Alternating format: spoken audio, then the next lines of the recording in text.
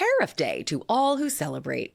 Countries around the world were clamoring to get on the horn with the White House ahead of today's deadline to ink a trade deal.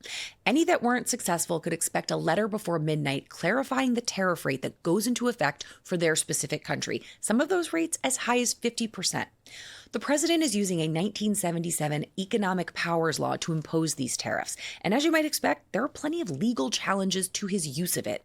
On Thursday, an 11-judge panel of the U.S. Court of Appeals for the Federal Circuit peppered administration lawyers with questions as they decide whether or not to uphold a lower court decision that froze the implementation of the tariffs.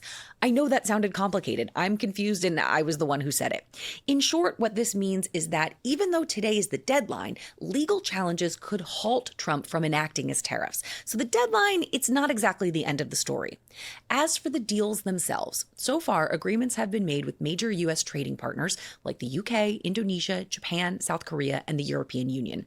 But here's a bit of a lightning round of the status of key partners that don't have a deal. Let's start with China. Their deadline was previously extended to August 12th after agreeing to a deal framework. And things, they seem to be moving along, with Treasury Secretary Scott Bessent saying Thursday, quote, "I believe we have the makings of a deal." Mexico. President Trump extended the current trade deal between the United States and Mexico for another 90 days while they continue to negotiate something more permanent.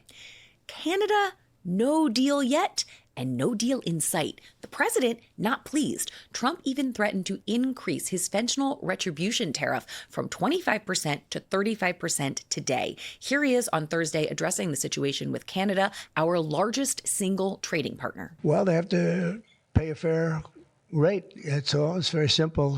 They have been charging very, very high tariffs to our farmers, some over 200%. And they've been treating our farmers very badly. They've been treating our country very badly for years. And look, we like Canada. I love Canada. I have so many friends in Canada. But they've been very poorly led.